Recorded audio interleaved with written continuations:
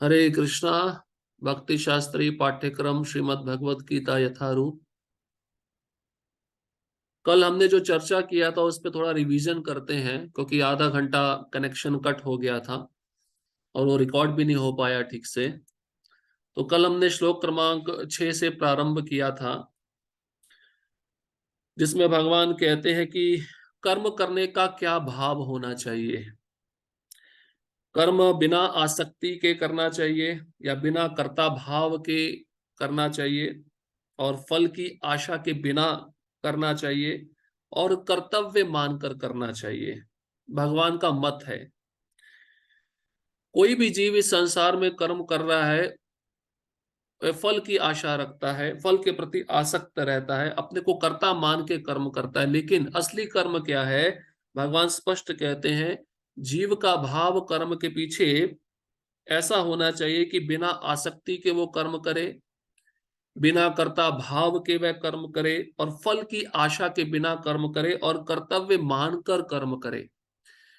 भगवान कहते ये मेरा मत है, तब इसको रियल कर्म कहते हैं। तो उसी तात्पर्य में प्रभुपाद जी कहते हैं, कृष्ण के मतानुसार त्याग और संन्यास तत्वतः समान है। जैसे पहले भी हमने चर्चा किया, त्याग और संन्यास में कोई ज्यादा अंतर नहीं है। त्याग में जीवन तथा कर्मफल त्याग में कोई अंतर नहीं है। त्याग में जीवन मतलब संन्यास, और कर्म फल त्याग मतलब त्यागी। अतः इन दोनों शब्दों को त्याग के समकक्ष रखा गया है। तो प्रभुपाद जी कहते हैं, अगर कर्म करना है तो आध्यात्मिक उन्नति के लिए कर्म करना चाहिए, और भौतिक उन्नति के लिए जो कर्म का फल होता है उसका त्याग करना चाहिए, जिससे मनुष्य अगर ऐसा करता है तो उसका अस्तित्व शुद्ध होता है और आध्यात्मिक स्तर पे वह आगे बढ़ता है।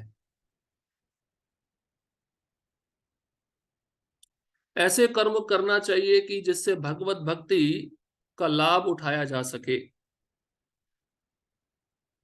प्रभुपाद जी कहते यही धर्म की सर्वोच्च कसौटी है।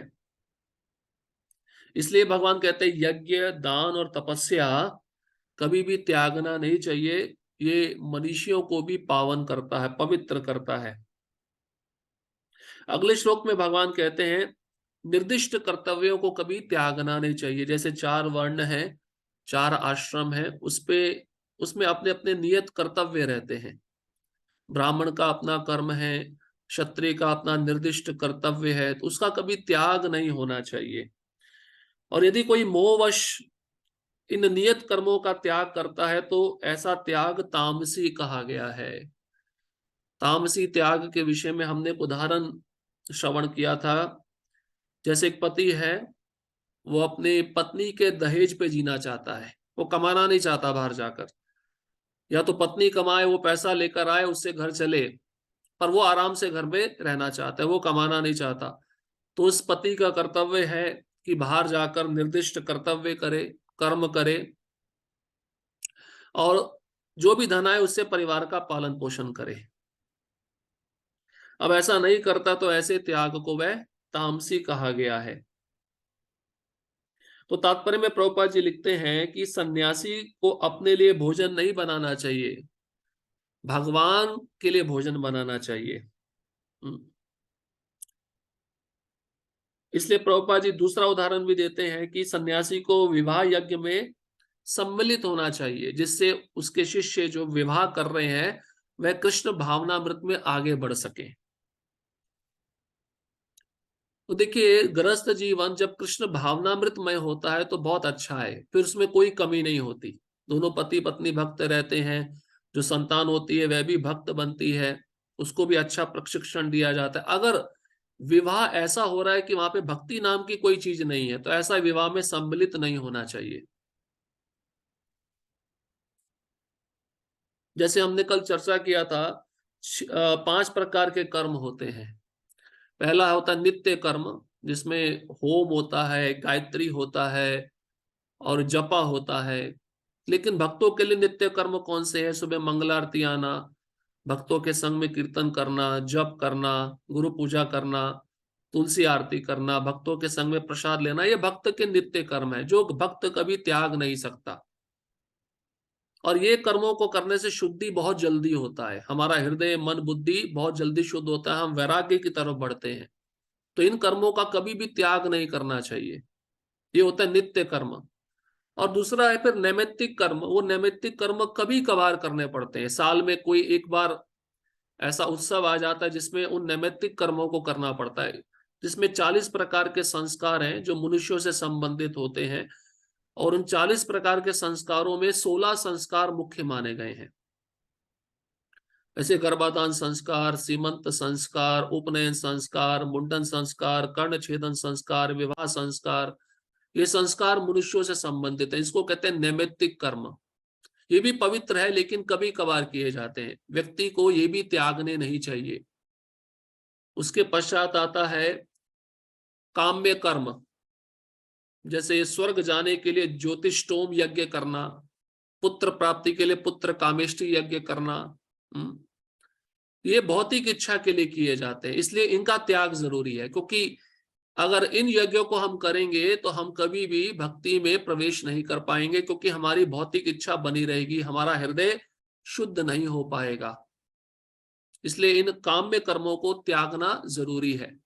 और कर्मकांडी लोग इन काम्य कर्मों के पीछे ज्यादा लगते हैं। तो ये तीसरे प्रकार का कर्म था।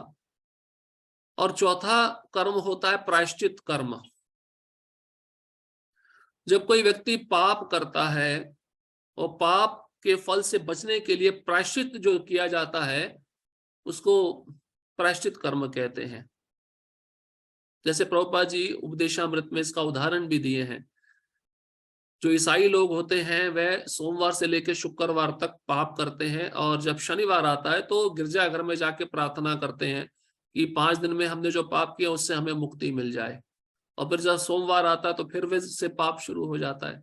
तो परीक्षित महाराज यही कहते हैं, ऐसे पाप से क्या लाभ, क्योंकि ये हाथी के स्नान के समान है। जब हाथी बहुत अच्छे से स्नान करता है और स्नान करके जब बाहर आता तो फिर सूंड में मिट्टी लेकर अपने ऊपर डालने लगता है। तो ऐसे प्रायश्चित से कोई लाभ नहीं है, क्योंकि वह प्रायश्चित हमारे काम कर्म बीज को नष्ट नहीं करता। मूलतः वह काम कर्म बीज नष्ट नहीं होता, उसके कारण पाप करने की वृत्ति बनी रहती है और व्यक्ति पुनः पुनः पाप करता है। इसलिए प्रायश्चित कर्म भी भक्तों के लिए क्या प्रायश्चित कर्म है, वो प्रायश्चित कर्म है भक्ति, हरिनाम। भक्ति ऐसी प्रायश्चित कर्म है कि वह समूलतः काम कर्म बीज को नष्ट कर देती है। इसलिए इसका उदाहरण देते हैं भागवतम में, जैसे फॉग है, धुंध है, कुछ दिखाई नहीं दे रहा, लेकिन सूर्य जब आ जाता है, सूर्य की रोशनी पड़ती है तो सारा धुंध चला जाता है। उसी प्रकार से सूर्य रूपी भक्ति जब हृदय में प्रवेश करती है तो हृदय में जो अनर्थ रूपी धुंध बैठी है उसका नाश हो जाता है।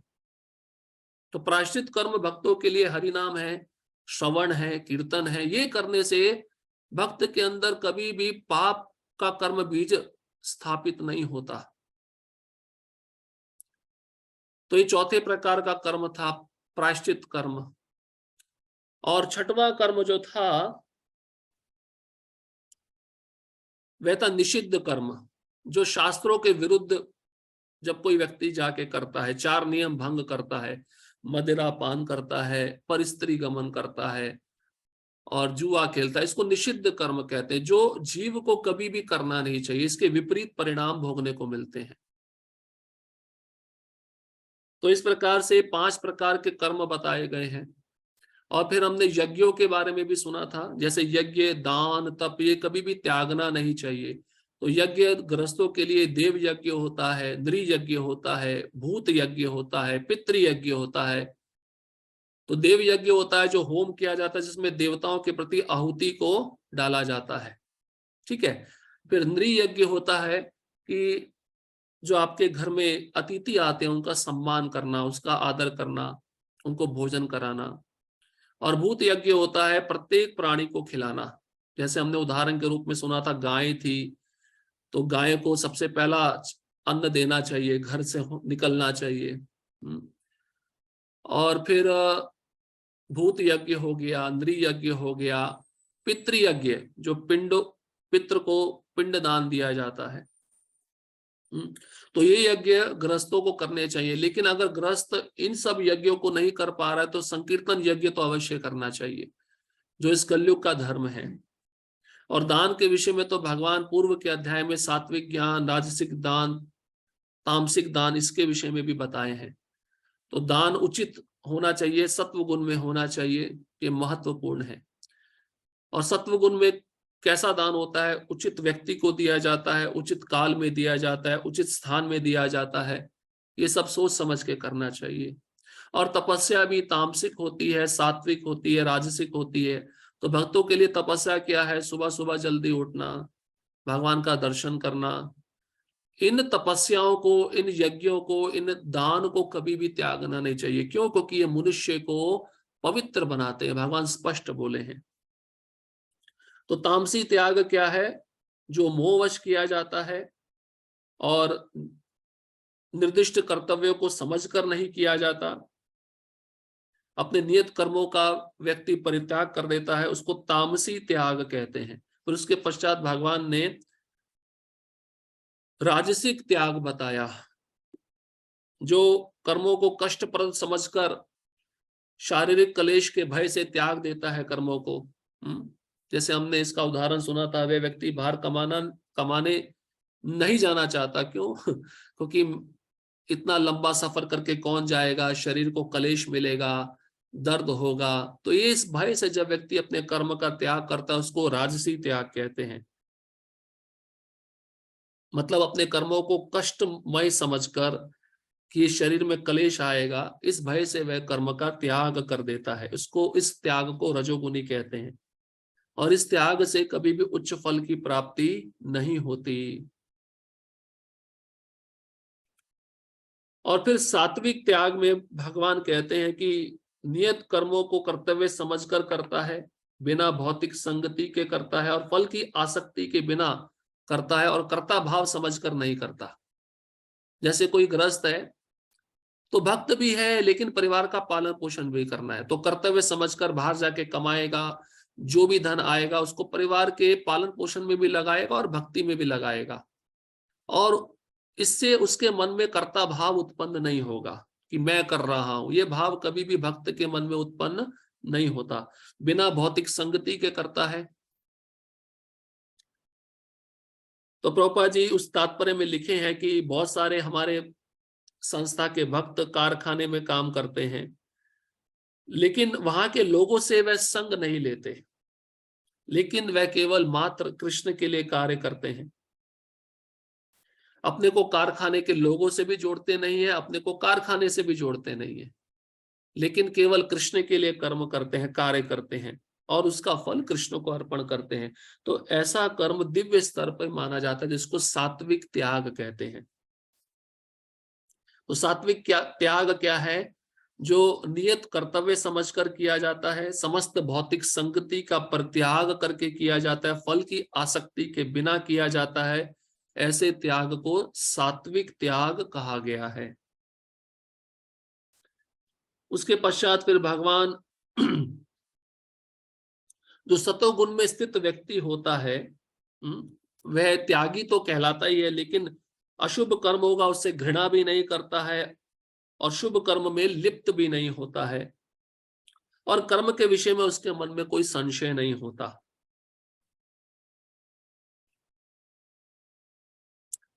उसके पश्चात भगवान कहते हैं कि जो कोई भी देहधारी प्राणी है, जिसने ये शरीर धारण किया है, वह कर्म के बिना नहीं रह सकता है, उसके लिए कर्म कर पाना असंभव है। अब लेकिन जो कर्म फल का परित्याग करता है, वह वास्तव में त्यागी है। तो भगवान कहना चाहते हैं कर्म करने का अधिकार है, लेकिन कर्म के फल का अधिकारी आप नहीं है। तो कर्म का फल कृष्ण को अर्पण करना चाहिए। तो ये वास्तव में असली त्याग है। जैसे भक्तगण होते हैं, मंदिर में रहते हैं, कीर्तन करते हैं, सेवा करते हैं, और फल की कामना नहीं करते हैं, तो भगवान ऐसे त्याग को सबसे श्रेष्ठ त्याग मानते हैं। जैसे प्रभुपाद जी तात्पर्य में लिखे भी हैं, बहुत सारे भक्त कार्यालयों, कारखानों, अन्य स्थानों में कठिन श्रम करते हैं, जो कुछ भी कमाते हैं वह भगवान को अर्पित करते हैं, संघ को दान में देते हैं। ऐसे व्यक्ति वास्तव में महात्मा है, सन्यासी है और सन्यास आश्रम में स्थित है। तो कोई गेरुआ वस्त्र पहनने से सन्यासी नहीं बनता है। सन्यास का अर्थ है कि अपने कर्म के फलों को कृष्ण को अर्पित कर देना। वो असली त्यागी है, वो असली सन्यासी है, क्योंकि वह जानता है कि किस प्रयोजन के लिए वह कर्म कर रहा है। प्रयोजन क्या है, उद्देश्य क्या है? कृष्ण और गुरु की संतुष्टि। इसके पश्चात भगवान कहते हैं,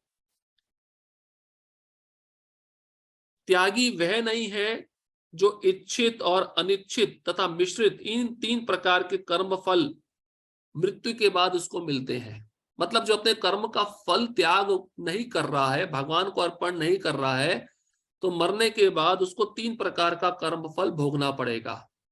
पाप का, पुण्य का और मिश्रित। या तो जितना पाप किया उतना पाप का फल मिलेगा, जितना पुण्य किया उतना फल मिलेगा, दोनों मिक्स होके मिलेगा। और इस प्रकार से वह अपने फल का सुख दुख भोगता है। और फिर भगवान 5 कारण बताते हैं। इस संसार में जीव कोई भी कर्म कर रहा है, उसके पीछे 5 कारण हैं। ये 5 कारण के बिना वह कर्म नहीं कर सकता, और उसमें भी मुख्य कारण स्वयं परमात्मा है, भगवान है। तो उसके तात्पर्य में प्रभुपा जी लिखते हैं कि भक्त भी कर्म करते हैं और कर्मों का फल कभी दुख होता है, कभी सुख होता है, तो भक्तों को नहीं भोगना पड़ता ये कर्म का फल। तो प्रभुपा जी कहते हैं नहीं भोगना पड़ता। क्यों? क्योंकि वह भक्त किसके लिए कर्म करता है? कृष्ण के लिए कर्म करता है। जैसे अर्जुन है, अर्जुन ने युद्ध में इतने योद्धाओं को मारा, किसके आदेश पे मारा? भगवान के आदेश पे मारा। लेकिन दुर्योधन, वह तो अपनी इंद्र तृप्ति के लिए लड़ रहा था, लेकिन उसने जितने योद्धाओं को मारा उसका कर्म उसको भोगना पड़ेगा। इसके पश्चात वे 5 कारण क्या है भगवान बताते हैं। सबसे पहला है अधिष्ठानम। अधिष्ठानम मतलब स्थान, स्थान मतलब शरीर, इसको कर्म क्षेत्र कहते हैं। दूसरा है कर्ता, मतलब करने वाला, जो अंदर आत्मा बैठा है। तीसरा है करणम, मतलब उपकरण, यंत्र, इंद्रियां। इस शरीर में ज्ञानेंद्रियां हैं, कर्मेंद्रियां हैं, मन है, ये उपकरण यंत्र हैं। और चौथा है चेष्टा, मतलब प्रयास। और पांचवा है दैवम। दैवम मतलब परमात्मा। तो इसके विषय में हमने गाड़ी का उदाहरण सुना था। गाड़ी है वह अधिष्ठानम है, स्थान है, और उसमें जो करता है वो ड्राइवर है। और गाड़ी के जो लाइट है, टायर है, हैंडल है, वो सब इंद्रियां है, उपकरण यंत्र हैं। और चेष्टा क्या है? जब वो ड्राइवर चाबी अंदर डालकर उसको घुमाता है, स्टार्ट करता है, वो चेष्टा है। और अंत में वो प्रेरणा कौन देता है, शरीर में शक्ति कौन दे रहा है उस गाड़ी चलाने की? वो है परमात्मा, दैवम। तो हर एक प्रकार की क्रिया इस संसार में, हर एक प्रकार का कर्म के पीछे 5 कारण हैं। तो व्यक्ति को कभी भी ऐसा नहीं सोचना चाहिए कि मैं कर रहा हूं। हाँ, जैसे मोहम्मद अली नाम का एक बॉक्सर था अमेरिका में, और बताते हैं उसने बहुत मैच जीते थे, उसको बहुत गर्व था कि मैं मुक्केबाजी में सबसे श्रेष्ठ व्यक्ति हूं, मुझे कोई हरा नहीं सकता। लेकिन जब वो बूढ़ा हो गया तो बताते हैं वह एक चाय का कप भी अपने हाथ से उठा नहीं पाता था। उसको पैरालिसिस अटैक हो गया। जिस हाथ से वह लड़ता था उसी हाथ से वह काम करना, कुछ भी काम नहीं कर पाता, वह हाथ काम करना बंद हो गया। तो मतलब हम कभी भी कर्ता अपने को नहीं मानना चाहिए। हम भगवान के आदेश पे चल रहे हैं, भगवान का निमित्त होके हमें कार्य करना चाहिए। ये सबसे महत्वपूर्ण सिद्धांत है। इसके पश्चात भगवान कहते हैं, अब मनुष्य अपने शरीर, मन या वाणी से जो भी उचित या अनुचित कर्म करता है वह इन 5 कारणों के फलस्वरूप होता है। उचित मतलब शास्त्र के निर्देशानुसार, अनुचित मतलब शास्त्र के निर्देशानुसार जो नहीं है। तो किसी भी प्रकार का कर्म चाहे मन से किया जाए, वाणी से किया जाए, शरीर से किया जाए, उसके पीछे ये 5 ही कारण होते हैं।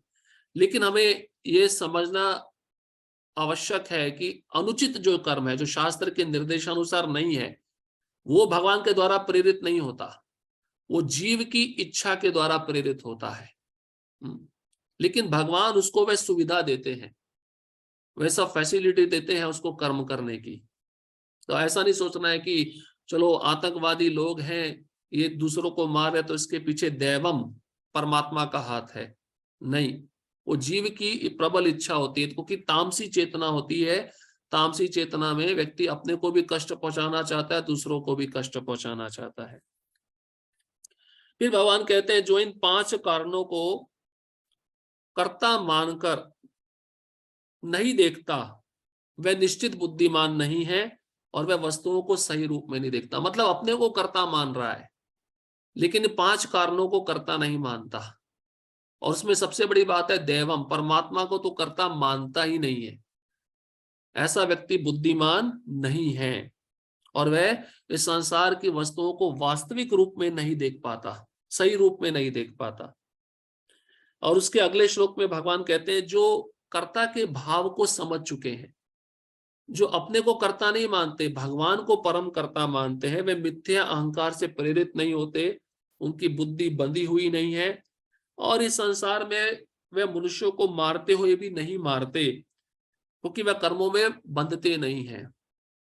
तो ऐसा व्यक्ति अपने को कभी कर्ता मानता ही नहीं है, क्योंकि वह निमित्त होकर कर्ता बनता है, कर्म करता है कि मैं भगवान के आदेशानुसार कर्म कर रहा हूं और इसका फल मुझे भगवान को अर्पण करना। तो ऐसा व्यक्ति संसार में कभी भी बंधता नहीं है और मिथ्या अहंकार से प्रेरित भी नहीं होता।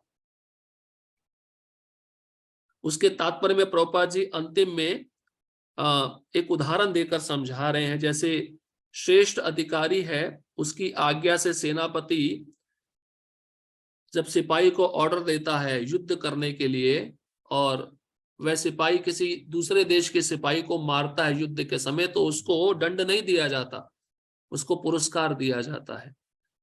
लेकिन वही व्यक्ति जब घर आके अपने सगे संबंधियों को मार दे तो उसको दंड मिलता है। क्यों? क्योंकि वह सरकार का आदेश नहीं है।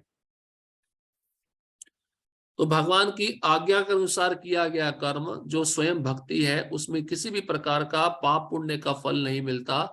लेकिन भगवान की भक्ति को छोड़कर जब व्यक्ति किसी अपने मार्ग को नियोजित करता है इंद्रिय तृप्ति के लिए, उसमें पाप पुण्य का फल सदैव मिलता रहता है। अब इसके पश्चात भगवान कहते हैं ज्ञान, ज्ञेय तथा ज्ञाता, इन तीनों के विषय में बताते हैं। ज्ञानम मतलब ज्ञान, ये जो कर्म के 3 प्रेरक हैं, तो इसमें ज्ञानम, ज्ञेयम और परिज्ञाता। ज्ञानम मतलब ज्ञान, ज्ञेयम मतलब ज्ञान का लक्ष्य, और परिज्ञाता मतलब जानने वाला। ये तीनों कर्म को प्रेरणा देने वाले कारण हैं। जो भी जीव इस संसार में कर्म करता है उसको प्रेरणा कहां से मिलती है? इन 3 चीजों से मिलती है, ज्ञानम, ज्ञेयम, परिज्ञाता। पहले तो हमें जानना पड़ेगा ना ज्ञान। उस ज्ञान को जाने बिना हम उस क्षेत्र में कर्म नहीं कर सकते। जैसे इसका उदाहरण हमने बताया था, एक व्यक्ति सड़क पे जा रहा है, उसको एक बहुत सुंदर घर दिखता है, और घर को देखते ही उसके मन में इच्छा जागृत होती है मुझे भी ऐसा घर बनाना है। तो उस घर में जाकर वह उस व्यक्ति से मिलता है जिसने वह घर बनाया है, और उससे पूछताछ करता है, ज्ञान प्राप्त करता है, कहाँ से बनाया, कैसे बनाया। और ज्ञेय मतलब ज्ञान का लक्ष्य क्या है, फिर वह उस घर को इमेजिनेशन के रूप में तैयारी करता है, और बाद में उसको मूल स्थूल में अस्तित्व देता है। तो इस प्रकार से वे परिज्ञाता बन जाता है, उस ज्ञान को पूरी तरह जान लेता है और फिर कार्य करना प्रारंभ करता है। और उसके अगले श्लोक में कर्म के 3 संघटक भी भगवान बताए हैं। उसी श्लोक के दूसरे पार्ट में कर्म, करणम और कर्ता।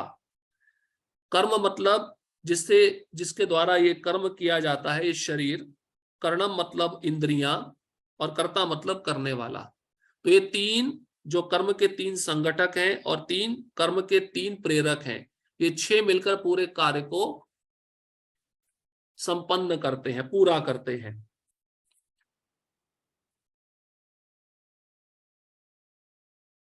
इसके पश्चात भगवान बताते हैं कि प्रकृति के 3 गुणों के अनुसार ज्ञान है, कर्म है, कर्ता के 3 भेद हैं। मतलब अब भगवान सतोगुणी ज्ञान राजसिक ज्ञान और तमोगुनी ज्ञान के विषय में बताते हैं। फिर सात्विक कर्म, राजसिक कर्म और तामसिक कर्म के विषय में बताते हैं। और सात्विक कर्ता, राजसिक कर्ता, तामसिक कर्ता के विषय में बताते हैं। तो भगवान स्पष्ट कहते हैं इन तीनों में भेद है। तो सात्विक ज्ञान क्या है? भगवान कहते हैं श्लोक क्रमांक 20 में अगर हम पहुंचेंगे,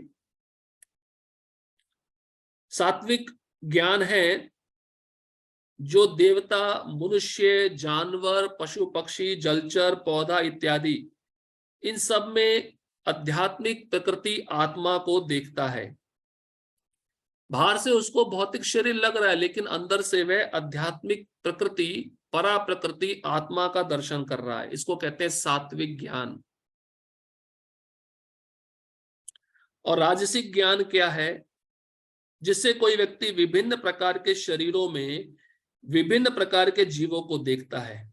मतलब आत्मा के बारे में उसके अनेक मत होते हैं। जैसे शरीर नष्ट हो गया तो आत्मा भी नष्ट हो गया, इसलिए शरीर मिला है, जब तक है तब तक इंद्रिय भोग करो। ये राजसिक ज्ञान है।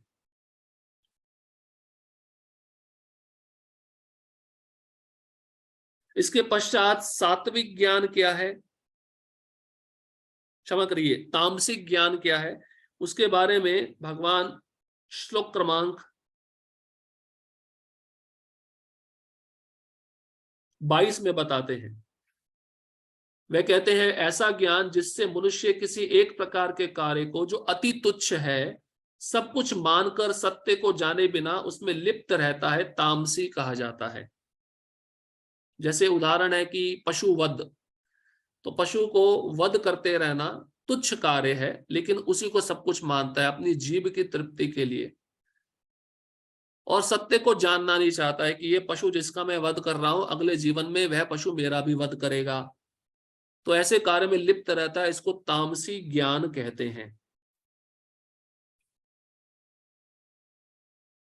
तो प्रभुपाद जी कहते हैं सामान्य मनुष्य का ज्ञान सदैव तामसी होता है, क्योंकि प्रत्येक बद्ध जीव तमोगुण में ही उत्पन्न होता है। अबोध जाता, शास्त्र में एक शब्द आया अबोध जाता। बोध मतलब ज्ञान, अबोध मतलब जिसको ज्ञान नहीं है। तो आप देखिए, इंद्र तृप्ति के लिए किसी को ज्ञान नहीं दिया जाता। समझते हैं किसी को, ये व्यक्ति अपने आप सीख जाता है। शराब पीने के लिए किसी को ज्ञान नहीं दिया जाता, मैथुन करने के लिए किसी को ज्ञान नहीं दिया जाता, इन चीजों से बाहर निकलने के लिए ज्ञान दिया जाता है। तो इसलिए प्रभुपाद जी कहते हैं 99% जनता तामसी है, क्योंकि अंधकार में जन्म ली है, तमोगुण में वह उत्पन्न हुई है। क्योंकि वह व्यक्ति शास्त्रीय प्रमाणों और शास्त्रीय आदेशों का पालन नहीं करता, और उसको शास्त्र के आदेशानुसार कार्य करने को कोई चिंता भी नहीं होती कि मतलब जो कर्म मैं कर रहा हूं इसका बुरा परिणाम मुझे भोगना पड़ेगा, इसका कोई चिंता नहीं होता। और ऐसा व्यक्ति धन को ही ईश्वर मानता है। प्रभुपाद जी तात्पर्य में लिखते हैं पैसा ही भगवान है, इसलिए जैसे तैसे करके मैं पैसा कमाऊं, उसका परम सत्य से कोई संबंध नहीं होता।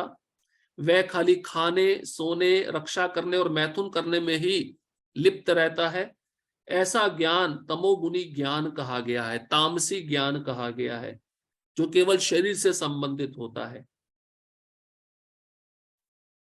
फिर इसके पश्चात भगवान 23 से 25 श्लोक में, 3 श्लोकों में 3 गुणों में कर्म बताते हैं। सात्विक कर्म, राजसिक कर्म और तामसिक कर्म। सात्विक कर्म क्या होता है? जो नियमित, मतलब रोज किया जाता है, नियम अनुसार किया जाता है, अनासक्ति पूर्वक किया जाता है, बिना किसी आसक्ति के, और राग द्वेष से रहित होता है। मतलब कोई आसक्ति नहीं, कोई द्वेष नहीं उस कर्म के प्रति, और कर्म फल की इच्छा के बिना किया जाता है। तो प्रभुपाद जी तात्पर्य में लिखते हैं विभिन्न आश्रम है, ब्रह्मचारी, गृहस्थ, वानप्रस्थ, सन्यास, 4 वर्ण है, ब्राह्मण, क्षत्रिय, वैश्य, शूद्र। जब इन वर्ण और आश्रमों में व्यक्ति बिना आसक्ति के नियमित रूप से राग द्वेष से रहित होकर कर्म फल की इच्छा के बिना कोई कर्म कर रहा है, वह सात्विक है। और भक्त ही ऐसा कर्म करते हैं, नियमित रोज मंगला आरती आते हैं, कभी उनको ऐसा नहीं लगेगा कि आज सुबह जल्दी नहीं उठना, आज छुट्टी मारते हैं। उनकी सेवा नियमित रहती है। और जिस दिन भक्त मंगल आरती नहीं आएगा ना, किसी कारणवश उसको मन में ग्लानि होती है कि मैं आज क्यों नहीं आया, उसको दुख होता है, पश्चाताप होता है। और राजसिक कर्म कैसा होता है, उस कर्म में अगर छुट्टी मिल जाए तो बहुत आनंद आता है, चलो आज छुट्टी मिल गई। और भक्त अनासक्ति पूर्वक कार्य करता है, आसक्ति नहीं होती कि मुझे ये कर्म मैं सेवा कर रहा हूं इसके पीछे मुझे ये फल चाहिए, मुझे वो फल चाहिए, नहीं। और सेवा के प्रति उसका कोई राग भी नहीं होता, द्वेष भी नहीं होता। अगर उसका अथॉरिटी कोई सेवा बदल देता है तो वह खुश रहता है, कोई समस्या नहीं उसके लिए। और कर्म फल की इच्छा ही नहीं होती।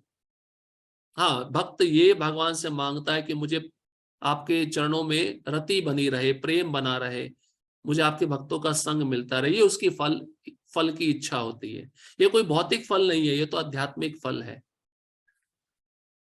फिर राजसिक कर्म के विषय में भगवान 24वें श्लोक में बताते हैं, बहुत प्रयास पूर्वक किया जाता है।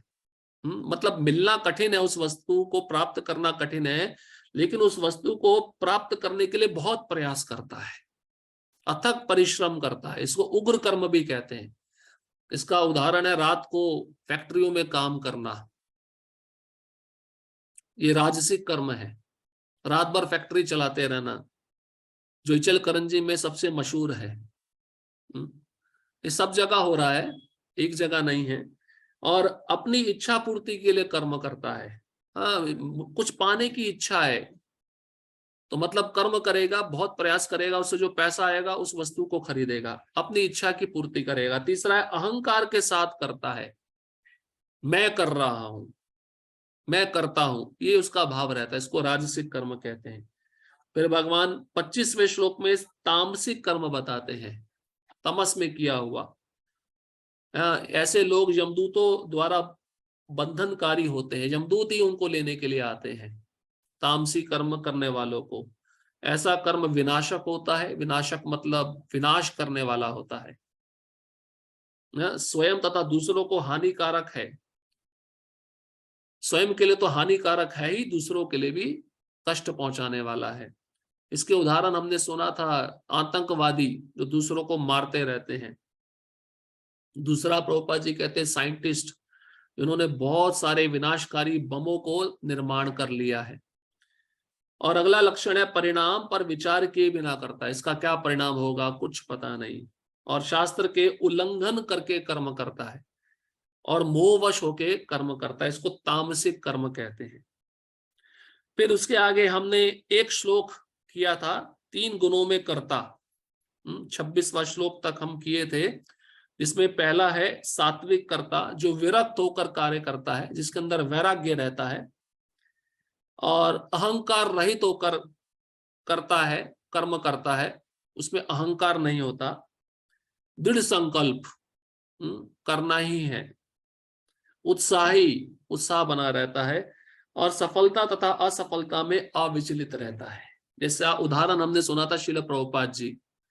प्रभुपाद जी विरक्त थे, जब घर छोड़े थे उनके पास कुछ भी नहीं था, जब अमेरिका भी गए तब भी उनके पास कुछ नहीं था, और अहंकार रहित, क्योंकि गुरु की आज्ञा है।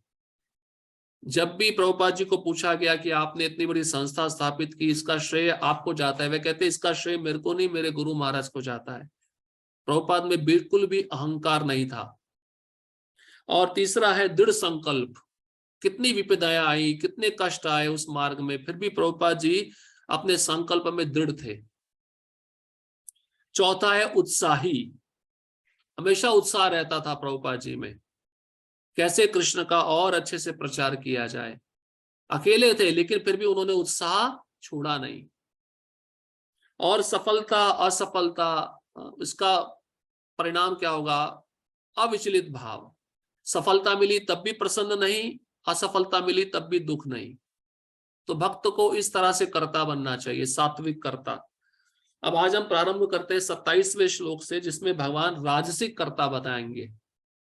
जो रजोगुण में कर्ता होता है उसके क्या क्या लक्षण हैं। श्लोक क्रमांक 27, रागी कर्म फल अप्रेप्सो लुब्धो हिंसात्मको अशुचि हर्ष शोकान्विता कर्ता राजसा परिकीर्तिता। अब राजसिक कर्ता के बारे में बताते हैं। जो कर्ता कर्म तथा कर्म फल के प्रति आसक्त होकर फलों का भोग करना चाहता है, तथा जो लोभी, सदैव ईर्ष्यालु, अपवित्र और सुख दुख से विचलित होने वाला है, वह राजसी कहा जाता है। तो क्या क्या लक्षण है राजसिक कर्ता के? पहला है कर्म से आसक्त रहता है। जैसे भक्त में भी राजसिक, आप राजसिकता देख सकते हो। वो एक ही सेवा करता रहेगा। अगर उसका अथॉरिटी सेवा बदलना चाहेगा तो बोलेगा मैं सेवा बदलना नहीं चाहता हूं, मैं वही सेवा करूंगा। या तो दो चीजें हो सकती है, या तो उस सेवा के प्रति उसको रुचि जागृत हो गया है जिससे वो सेवा को नहीं छोड़ना चाहता, या तो दूसरा ऑप्शन है राजसिक दृष्टिकोण से उस सेवा में बहुत भौतिक लाभ मिल रहा है। जैसे उदाहरण के रूप में जो मंदिर में रहकर डोनेशन लेते हैं ना, पावती फाड़ते हैं, तो अगर उनकी सेवा बदल दी जाए, अगर राजसिक करता है तो वो नहीं चाहेंगे कि हमारी सेवा बदली जाए, क्योंकि वहां पे धन का हेरा फेरी चल रहा है। तो इसको कहते हैं राजसिक कर्ता। क्यों? क्योंकि कर्म से आसक्त है। दूसरा है फल का भोग करने का इच्छुक है। अब कर्म के प्रति आसक्त है तो उसके फल के प्रति भी आसक्त रहेगा। मगर उसमें जो अच्छा फल मिल रहा है उसके पीछे क्या उद्देश्य है? भौतिक इंद्र तृप्ति। इसलिए फल के प्रति आसक्त रहता है राजसिक कर्ता। फिर कहते हैं लोभी होता है। लोभी, भगवान बता रहे राजसिक कर्ता लोभी होता है। उसके मन में लोभ बना रहता है, कभी भी लोभ समाप्त नहीं होता। और चाहिए और चाहिए, और करना है और करना है। जैसे ओवर टाइम करना है, ओवर टाइम के ज्यादा पैसे मिलेंगे, इसको कहते हैं राजसिक कर्ता। रात में पूरा काम किया है, सोए नहीं है, लेकिन बॉस बोलता है दिन में भी काम करो तुम्हें एक्स्ट्रा पैसा मिलेगा, उसको कहते हैं राजसिक कर्ता, लोभी। और चौथा है ईर्ष्यालु, दूसरों से ईर्ष्या करता है, क्योंकि वो नहीं चाहता कि कोई मेरे से आगे निकले, कोई मेरे से ज्यादा धन कमाए, ईर्ष्यालु। और पांचवा है अपवित्र, अपवित्र रहता है, मन से भी अपवित्र है, शरीर से भी अपवित्र है। और छठवां लक्षण है सुख दुख में विचलित। सुख मिलेगा तो बहुत खुश हो जाएगा, ज्यादा पैसा मिलेगा तो बहुत खुश रहेगा, और कम पैसा मिले तो बहुत दुखी हो जाएगा, या कार्य में सफलता नहीं मिली तो दुखी हो जाएगा। अब प्रभुपाद जी तात्पर्य में क्या कहते हैं, देखिए। मनुष्य सदैव किसी कार्य के प्रति या फल के प्रति इसलिए अत्यधिक आसक्त रहता है क्योंकि वह भौतिक पदार्थों, घर बार, पत्नी तथा पुत्र के प्रति अत्यधिक अनुरक्त रहता है। तो ये राजसिक कर्ता का लक्षण है। मेरी पत्नी, मेरे बच्चे, मेरा घर, मेरा पैसा, इसके बारे में ही चिंतन, इसके बारे में ही सोचना। अब उसकी चिंतन में क्या लगा रहता है? इनका कैसे अच्छे से पालन करूं, इनको कैसे अच्छे से शिक्षा दूं। हाँ, ये उसका चिंतन चलता रहता है। प्रभुपाद जी कहते हैं ये तो छोटी मात्रा में इंद्र तृप्ति है, अगर इसको बड़ा करना है तो ये और बड़ी हो जाती। कैसे? वो व्यक्ति अभी परिवार के बारे में सोच रहा है, तो मुख्यमंत्री जो राज्य का है वो राज्य के बारे में सोचता है। चलो राज्य में गरीब लोगों के लिए ऐसी कौन सी स्कीम लागू की जाए जिससे उनको लाभ मिले। हाँ, और फिर और भी बड़ी इंद्र तृप्ति करना चाहता तो प्रधानमंत्री होता है, फिर वो पूरे देश के बारे में सोचता है। तो इस प्रकार से राजसिक कर्ता भी बढ़ता जाता है अपनी स्थिति के अनुसार, अपने पद के अनुसार। ऐसा व्यक्ति जीवन में ऊपर उठने की आकांक्षा नहीं रखता, मतलब रजोगुण से सतोगुण में आने की इच्छा नहीं करता। वह इस संसार को यथासंभव आरामदेह बनाने में ही व्यस्त रहता है। तो आरामदेह बनाने के लिए बहुत सारे साधन है ना मनुष्यों के लिए। भागवतम में लिखा है जमीन पे सो जाना चाहिए, ये जमीन ही बिस्तर है। अब तकिया जो पिलो होता है वो हाथ ही तकिया है, हाथ ही पिलो है। और फिर थाली में भोजन नहीं करना है, हाथ ही थाली है, उसमें दोनों हाथ जोड़कर जितना मिल जाए उससे संतुष्ट रहना चाहिए। मतलब जितनी कम आवश्यकता रहेगी उतना चिंता कम रहेगा, लेकिन जब आवश्यकताएं शरीर की ज्यादा बढ़ेंगी तो चिंता भी ज्यादा बढ़ेगी। इसलिए राजसिक कर्ता शरीर को आरामदेह बनाने के लिए बहुत सारे यंत्र खोज निकालता है, यंत्रों का निर्माण करता है, जैसे वॉशिंग मशीन। हाँ, ये भी राजसिक कर्ता ने बनाया ना, कि शरीर को ज्यादा कष्ट ना पहुंचे। तो पहले स्त्रियां माताएं क्या करती थी, हाथ से कपड़े धोती थी, उसमें श्रम जाता था। ये बहुत छोटे छोटे उदाहरण हैं राजसिक कर्ता के। और अगर अमेरिका जाओगे तो अमेरिका में तो हर एक चीज मिलेगी जो राजसिक कर्ताओं ने निर्माण की है अपने भोग के लिए, जिसमें शरीर को कोई कष्ट पहुंचता ही नहीं है। इसलिए शरीर में जब कष्ट नहीं पहुंचता तो शरीर में अनेक प्रकार की बीमारियां लगती हैं। इसलिए ऐसा व्यक्ति जो राजसिक है वह शरीर को आरामदेह या संसार को आरामदेह बनाने के लिए कार्य करता रहता है। सामान्यतः वह अत्यंत लोभी होता है और सोचता है कि उसके द्वारा प्राप्त की गई प्रत्येक वस्तु स्थायी है और कभी नष्ट नहीं होगी। तो लोभी होता है, जो भी वस्तु मैंने प्राप्त की है वो परमानेंट है, वो कभी खत्म नहीं होगी, उसका चिंतन यही चलता रहता है। ऐसा व्यक्ति अन्यों से ईर्ष्या करता है और इंद्र तृप्ति के लिए कोई भी अनुचित कार्य कर सकता है। अतएव ऐसा व्यक्ति अपवित्र होता है और वह इसकी चिंता नहीं करता कि उसकी कमाई शुद्ध है या अशुद्ध। अपवित्र कैसे है, 2 नंबर का पैसा भी कमाएगा, ईमानदारी से पैसा नहीं कमाएगा, बेईमानी करके पैसा कमाएगा, इस तरह से वो अपवित्र रहता है, क्योंकि अपवित्र कार्यों में लगा रहता है। यदि उसका कार्य सफल हो जाता है तो वह अत्यधिक प्रसन्न और असफल होने पर अत्यधिक दुखी होता है। रजोगुनी कर्ता ऐसा ही होता है। तो कार्य योजना बनाया है, सफल हो गया तो बहुत खुश रहेगा, मैंने किया, मैं करता हूं। अब असफल हो गया तो इतना निराश रहेगा, टेंशन, डिप्रेशन, ये सब उसके लक्षण हैं। अब भगवान बताते हैं तामसिक कर्ता। श्लोक क्रमांक 28। अयुक्ता प्राकृता स्तब्धा शटो नैष्कृत को अलसः विषादी दीर्घ सूत्री च कर्ता तामस उच्यते। जो कर्ता सदा शास्त्रों के आदेशों के विरुद्ध कार्य करता रहता है, जो भौतिकवादी, हठी, कपटी तथा अन्यों का अपमान करने में पटु है, तथा जो आलसी, सदैव खिन्न तथा काम करने में दीर्घ सूत्री है, वह तमोगुनी कहलाता है। अब तामसिक कर्ता के लक्षण क्या है? शास्त्र के विरुद्ध कार्यरत, शास्त्र के अगेंस्ट, शास्त्र में जो नहीं दिया गया वही करेगा, इसको कहते हैं तामसी कर्ता। दूसरा है भौतिकवादी और सनकी, बहुत ज्यादा भौतिकवादी होता है। और सनकी मतलब मन में जो आया वही करेगा, उसको कितना भी समझाया जाए मानेगा नहीं। तो ये सनक भी जो है ना, ये तामसी बुद्धि का लक्षण है।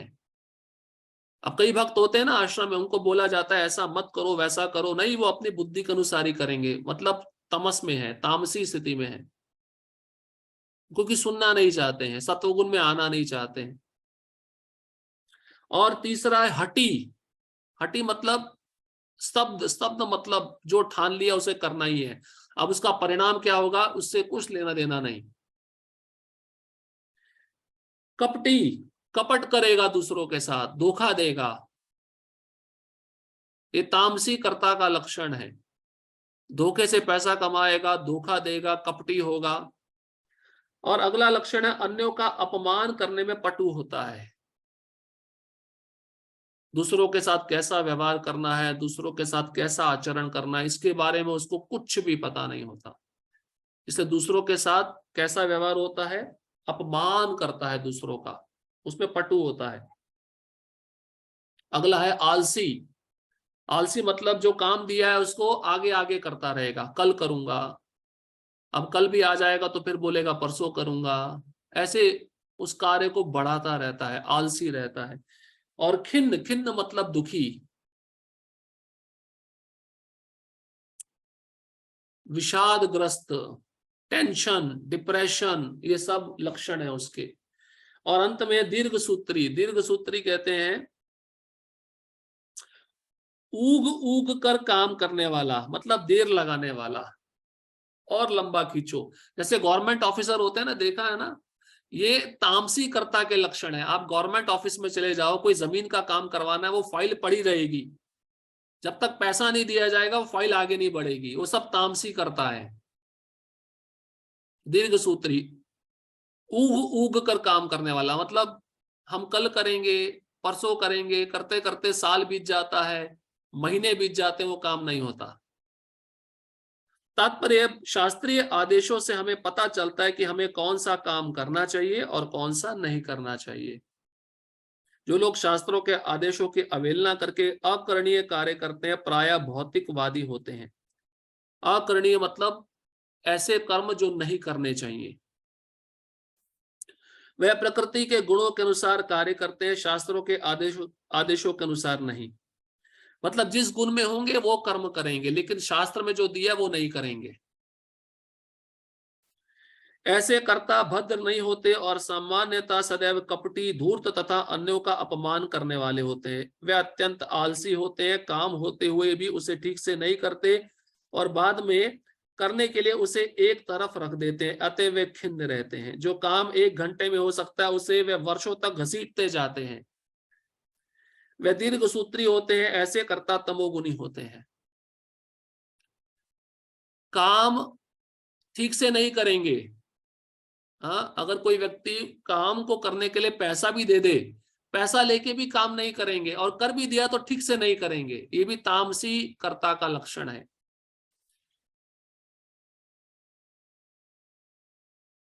अब श्लोक क्रमांक 29, 30 और 31,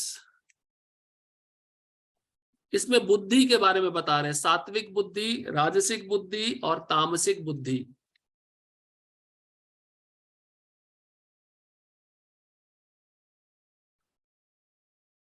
29 श्लोक क्रमांक, बुद्धिर्भेदम दितश्चैव गुण तत्स्त्रिविधम शृणु प्रोच्यमानमशेषेण पृथक्त्वेन धनंजय। हे धनंजय, अब मैं प्रकृति के तीनों गुणों के अनुसार तुम्हें विभिन्न प्रकार की बुद्धि तथा धृति के विषय में विस्तार से बताऊंगा, तुम इसे सुनो। तो बुद्धि तथा धृति के विषय में भगवान बता रहे हैं कि 3 प्रकार की बुद्धि होती है और 3 प्रकार की धृति होती है। पहले बुद्धि के विषय में बताएंगे। तात्पर्य में प्रभुपाद जी लिखते हैं, ज्ञान, ज्ञेय तथा ज्ञाता की व्याख्या प्रकृति के गुणों के अनुसार 3-3 पृथक विभागों में करने के बाद अब भगवान कर्ता की बुद्धि तथा उसके संकल्प, धैर्य के विषय में उसी प्रकार से बता रहे हैं। तो धृति कहते हैं संकल्प। सात्विक व्यक्ति कैसा संकल्प लेता है, राजसिक व्यक्ति कैसा संकल्प लेता है और तामसिक व्यक्ति कैसा संकल्प लेता है। तो पहले बुद्धि के बारे में बताते हैं। श्लोक क्रमांक 30, ये सात्विक बुद्धि के विषय में, जिस व्यक्ति की बुद्धि सतोगुनी होती है उसके क्या लक्षण है।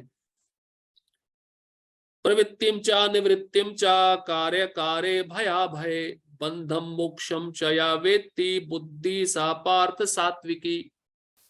हे प्रतापुत्र, वह बुद्धि सतोगुणी है जिसके द्वारा मनुष्य ये जानता है कि क्या करणीय है और क्या नहीं है, किससे डरना चाहिए और किससे नहीं, क्या बांधने वाला है और क्या मुक्ति देने वाला है। ये बहुत सरल है। देखिए, ये भक्त जानते हैं जिनकी बुद्धि सतोगुनी होती है, क्योंकि भक्त पाप से डरते हैं, अपराध से डरते हैं, इसलिए सतर्क रहते हैं, वो करते नहीं है। भक्तों को पता रहता है क्या सही है क्या गलत है, क्या करना है क्या नहीं करना है, किससे डरना चाहिए और किससे नहीं डरना चाहिए।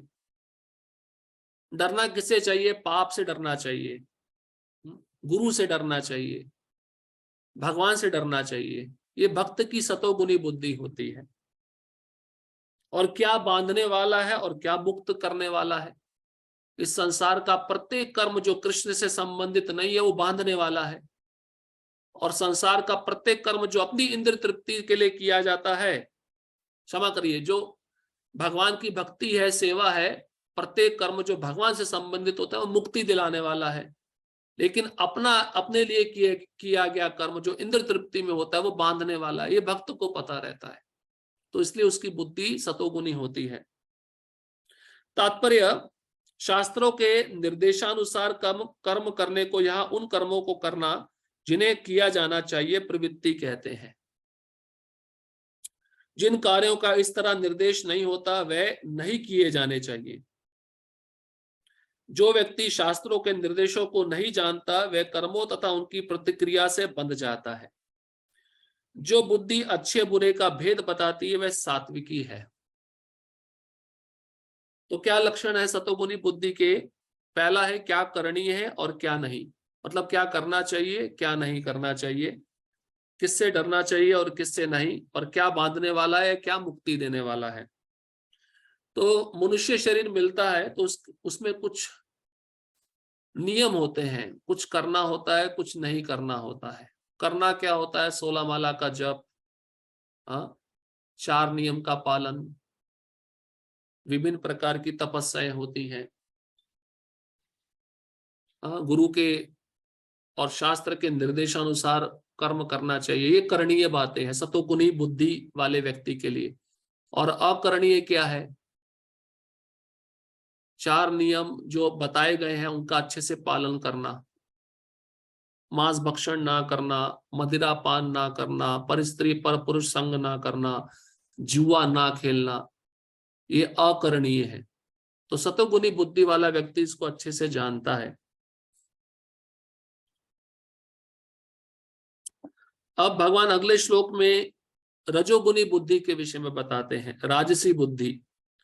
श्लोक क्रमांक 31, यया धर्मम अधर्मम च कार्यम च कार्यमेव च अयथावत प्रजानाति बुद्धि सा पार्थ राजसी। हे प्रतापुत्र, जो बुद्धि धर्म तथा अधर्म, करणीय तथा अकरणीय कर्म में भेद नहीं कर पाती वह राजसी है। अब धर्म क्या है अधर्म क्या है, इसमें कोई भेद नहीं। क्या करना है क्या नहीं करना है इसमें भी कोई भेद नहीं है। मतलब जो नहीं करना है उसको कर रहा है और जो करना चाहिए उसको नहीं कर रहा है, कोई भेद नहीं है, दोनों को समान स्तर पे मान रहा है।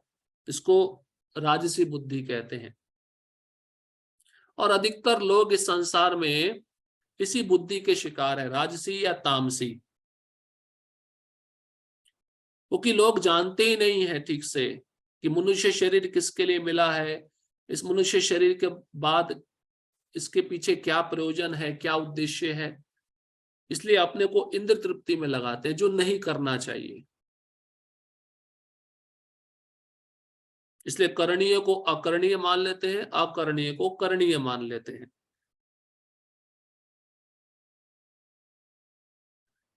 अब अगले श्लोक में भगवान तमोगुनी बुद्धि का वर्णन करते हैं। श्लोक क्रमांक 32, अधर्मम धर्मम मितिम या मन्यते तमसावृता सर्वार्थ विपरीतांश्च बुद्धि सा पार्थ तामसी। जो बुद्धि मोह तथा अंधकार के वशीभूत होकर अधर्म को धर्म और धर्म को अधर्म मानती है और सदैव विपरीत दिशा में प्रयत्न करती है, हे पार्थ वह तामसी है। तो अधर्म को धर्म और धर्म को अधर्म मानना और सदैव सत्य के विपरीत दिशा में प्रयत्न करना, मतलब शास्त्र के विरुद्ध दिशा में जाकर कर्म करना, ऐसी बुद्धि को तमोगुनी बुद्धि कहा जाता है। और साथ ही साथ ऐसी बुद्धि मोह तथा अंधकार के वशीभूत होती है। तात्पर्य तामसी बुद्धि को जिस दिशा में काम करना चाहिए उससे सदैव उल्टी दिशा में काम करती है। यह उन धर्मों को स्वीकारती है जो वास्तव में धर्म नहीं है और वास्तविक धर्म को ठुकराती है। तो ऐसे बहुत सारे अपसंप्रदाय, झूठे धर्म, अपने मन से बनाए हुए धर्मों को ये बुद्धि स्वीकारती है। जैसे पहले भी बताया, तामसी तपस्या होती है अपने शरीर को कष्ट देना। तो ऐसी तामसी तपस्या से संबंधित ऐसे तामसी धर्म भी हैं।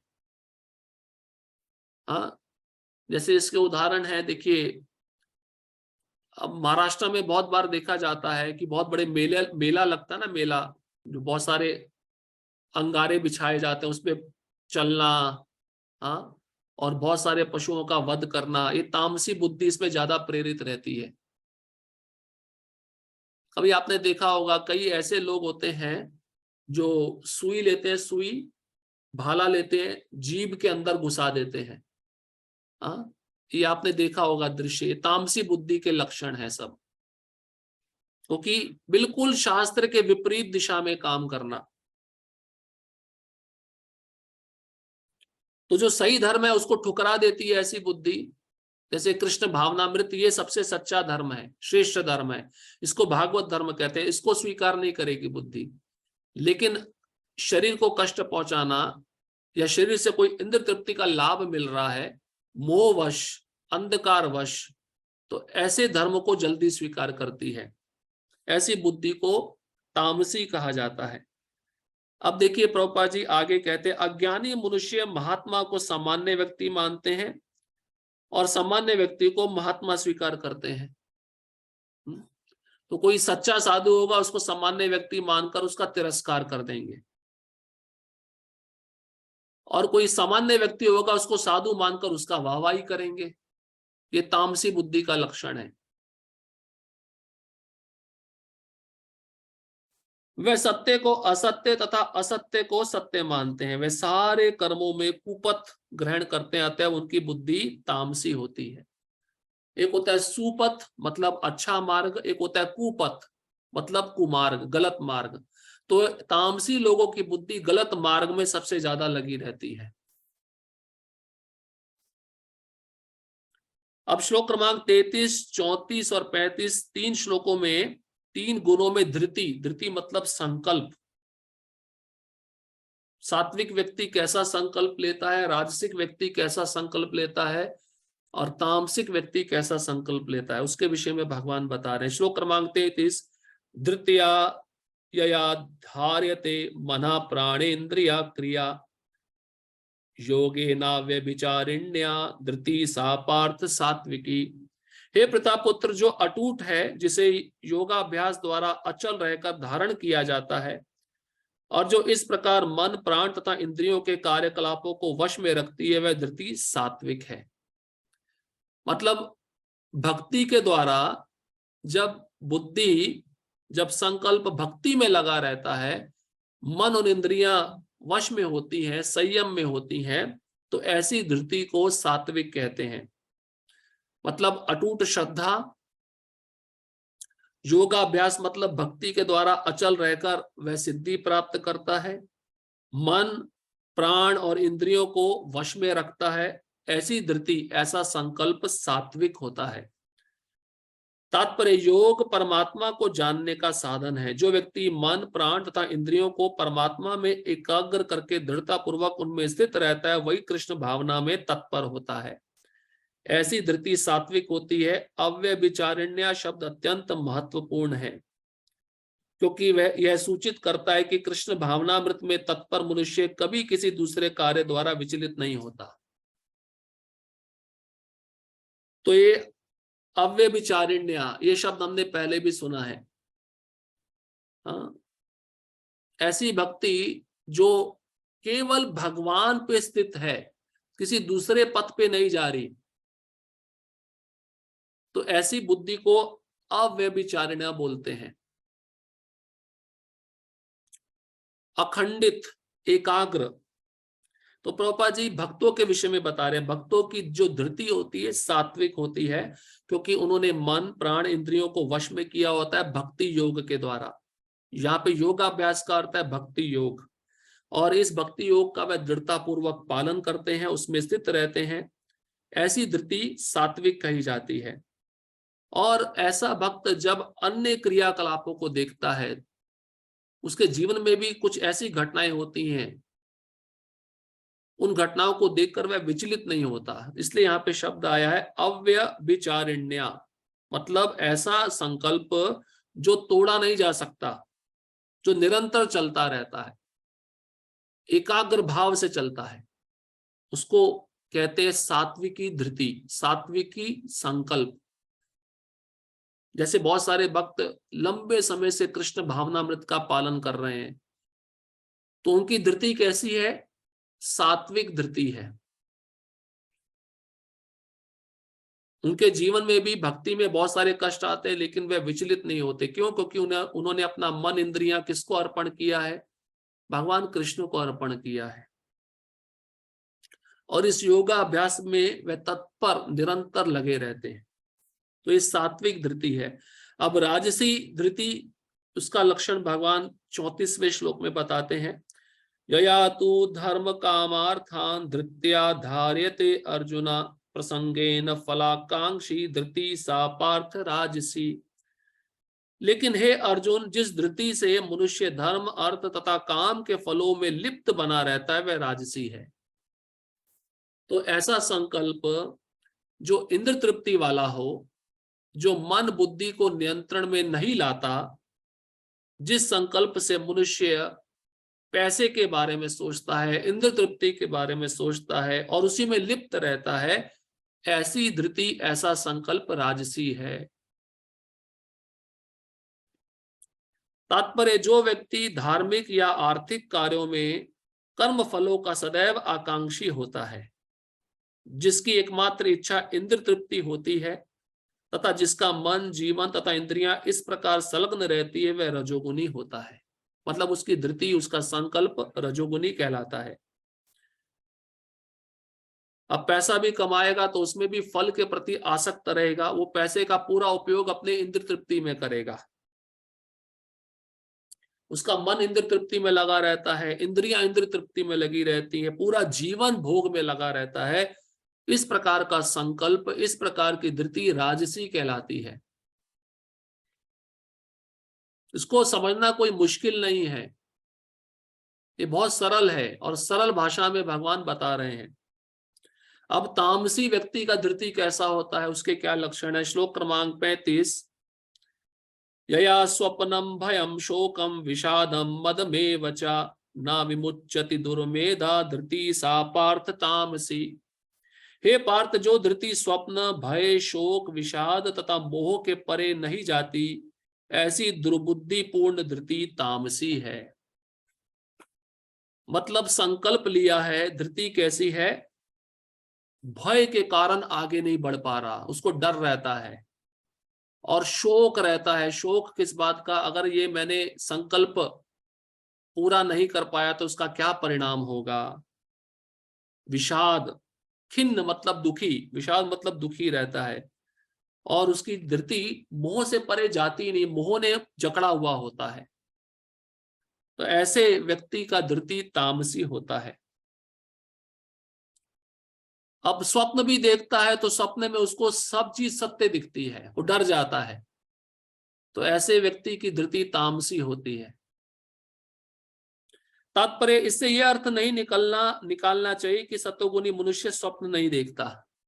सतोगुनी मनुष्य भी स्वप्न देखता है, लेकिन वो भगवान से संबंधित या भगवान के भक्तों से संबंधित स्वप्न देखता है, अच्छे स्वप्न देखता है।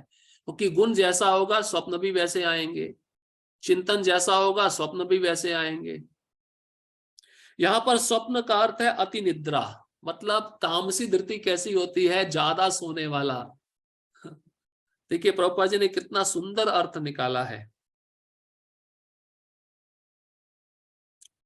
तो प्रभुपाद जी कहते हैं स्वप्न का अर्थ है अति निद्रा। मतलब तामसी धृति वाला व्यक्ति बहुत ज्यादा सोता है।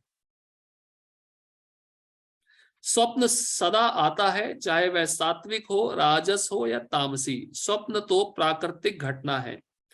लेकिन जो अपने को अधिक सोने से नहीं बचा पाते, जो भौतिक वस्तुओं को भोगने के गर्व से नहीं बचा पाते, जो सदैव संसार पर प्रभुत्व जताने का स्वप्न देखते रहते हैं और जिनके प्राण, मन तथा इंद्रियां इस प्रकार लिप्त रहती है, वे तामसी धृति वाले कहे जाते हैं। तो तामसी धृति वाला व्यक्ति, मतलब तामसी जिसने संकल्प लिया है, वह सबसे ज्यादा सोता है और भौतिक वस्तुओं को भोगने में उसको गर्व रहता है और हमेशा संसार की प्रत्येक वस्तु पे अपना प्रभुत्व जताने का स्वप्न देखता रहता है, सपना देखता रहता है। लेकिन प्रभुत्व जता नहीं पाता है, सपना देखता रहता है, ख्याली पुलाव पकाता रहता है और उसका प्राण, मन तथा इंद्रियां इन्हीं कार्यों में लिप्त है। तो ऐसे व्यक्ति की धृति या संकल्प तामसी कहा जाता है।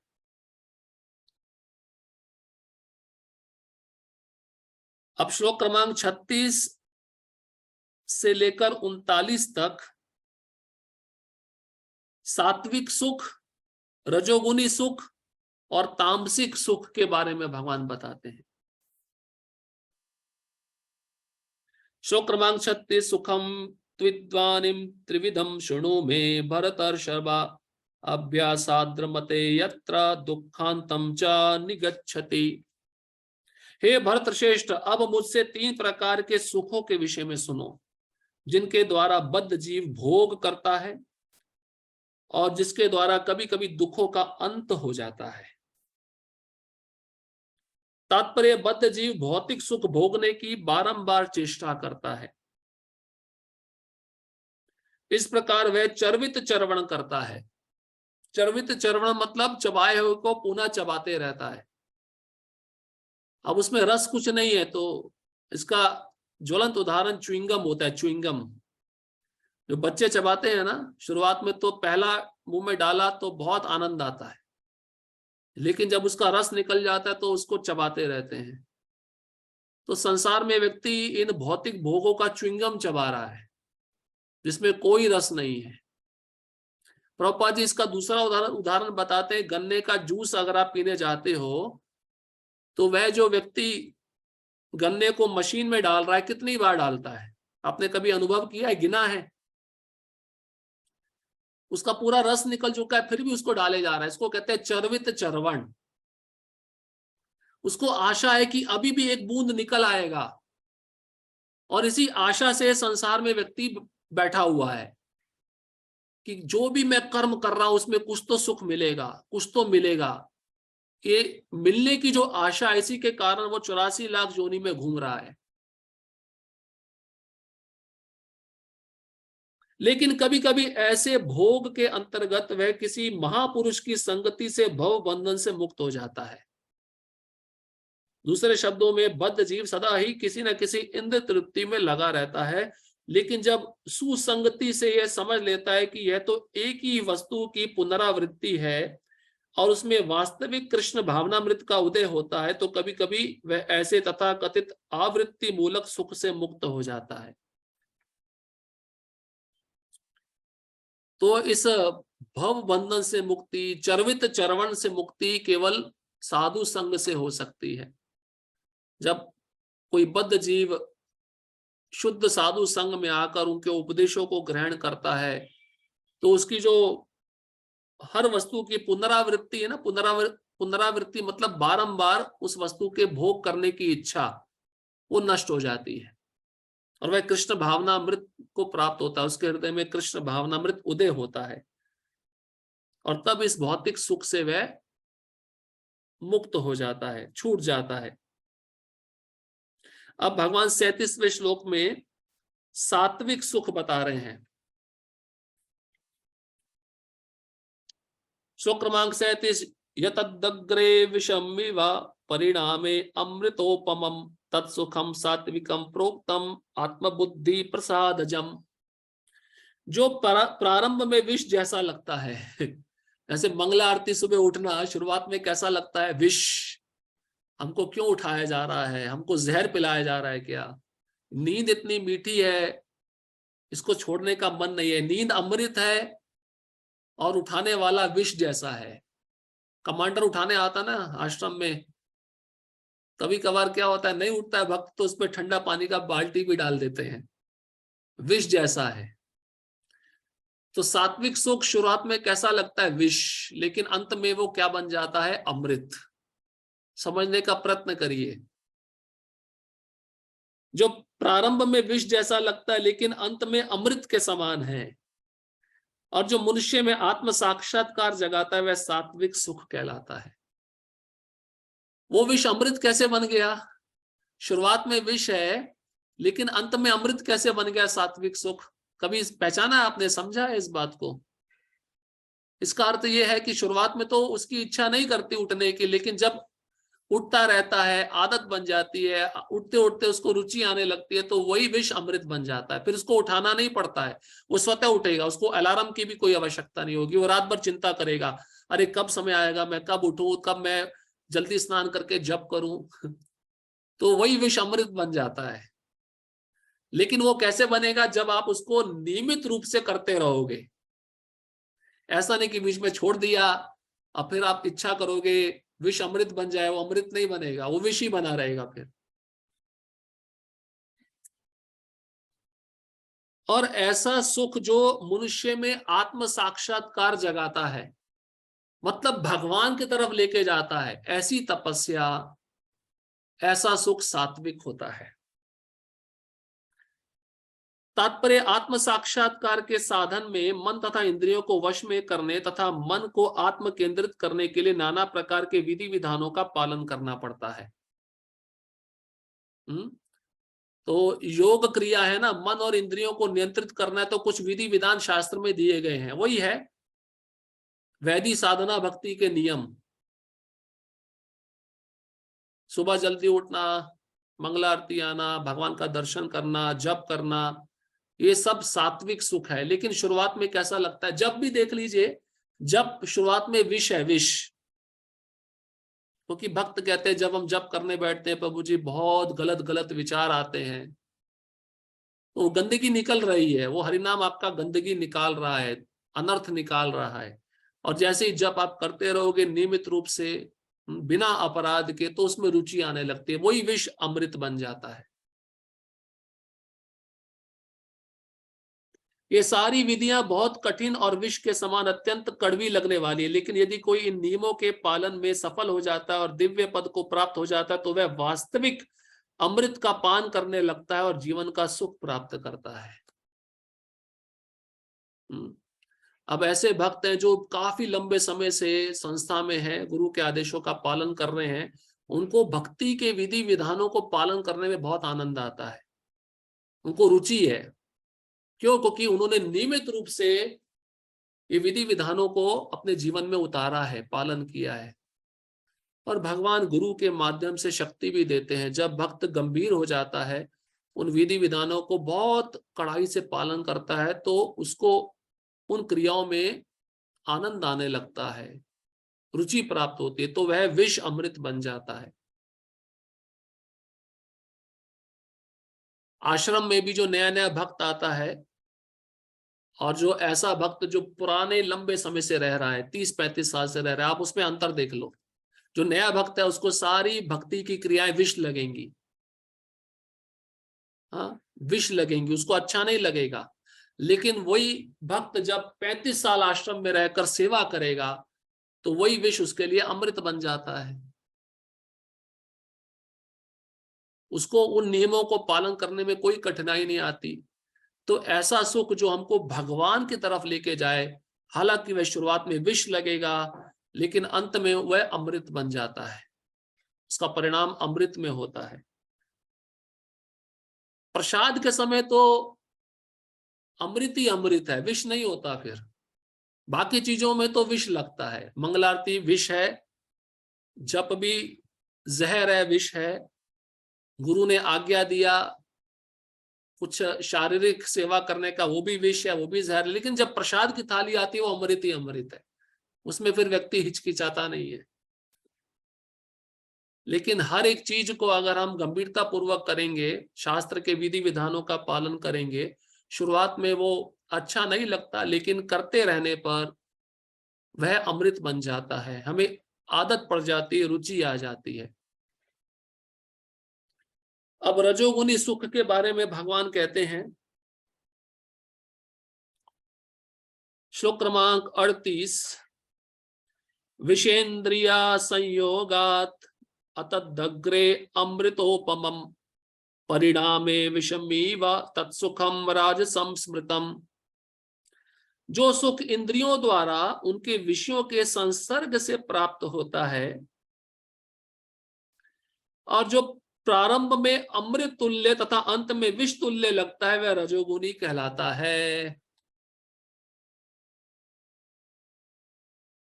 बहुत ही महत्वपूर्ण बात है। देखिए क्या कहते हैं, इंद्रियों तथा विषयों के संसर्ग से प्राप्त होता है। इसका उदाहरण है, जैसे किसी सुंदर युवक ने एक सुंदर युवती को देखा, समझिए अभी ध्यान से सुनिए, ये प्रैक्टिकल उदाहरण है। तो इंद्रियां आंख है और इंद्रिय विषय रूप है, तो आंखों से रूप का संबंध आया, या किसी सुंदर स्त्री ने किसी सुंदर युवक को देखा, दोनों उदाहरण लेते हैं। तो शुरुआत में तो सुंदरता दिख रही है, इंद्रिय और इंद्रिय विषयों के संपर्क में आने पर सुख मिलता है, आहा कितना सुंदर है। अब देखने पर इच्छा क्या जागृत होती है, इसको मैं भोगूं या मैं इससे विवाह करूं। ठीक है, शुरुआत में आम का रस, जब व्यक्ति विवाह कर लेता है, विवाह करने के बाद साथ में रहता तो उसको कुछ अनुभव होने लगता है, स्वभाव का अनुभव होता है ना, स्वभाव का भी अनुभव होता है, एक वस्तु को बार बार यूज करना उसका भी अनुभव आ जाता है। हाँ, वो यूज करते करते फिर उसका मन ऊब जाता है, क्योंकि संसार कैसा है, वैरायटी, परिवर्तन।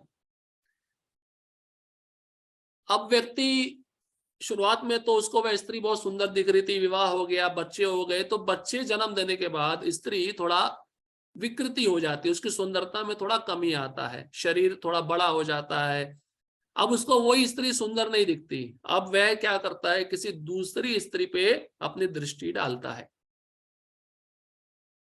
तो शुरुआत में तो अमृत लगा, लेकिन वही अमृत विष बन जाता है। कैसे? जब वह बाहर की स्त्री पे दृष्टि डालेगा और बाहर के पुरुष जब उसको मार देंगे, वही सुख जो पहले अमृत था अब उसके लिए विष बन गया। तो ये राजसी सुख है। इसलिए हर एक को अपना अपना कोटा दिया गया, उस कोटे में रहना चाहिए। ईशोपनिषद में हमने चर्चा किया था, हर एक को पत्नी है, हर एक को बच्चे हैं, हर एक को घर है, हर एक को धन है। भगवान ने हर एक को अपना अपना कोटा दिया, उसमें संतुष्ट रहना चाहिए, तब व्यक्ति सात्विक सुख में कहलाता है।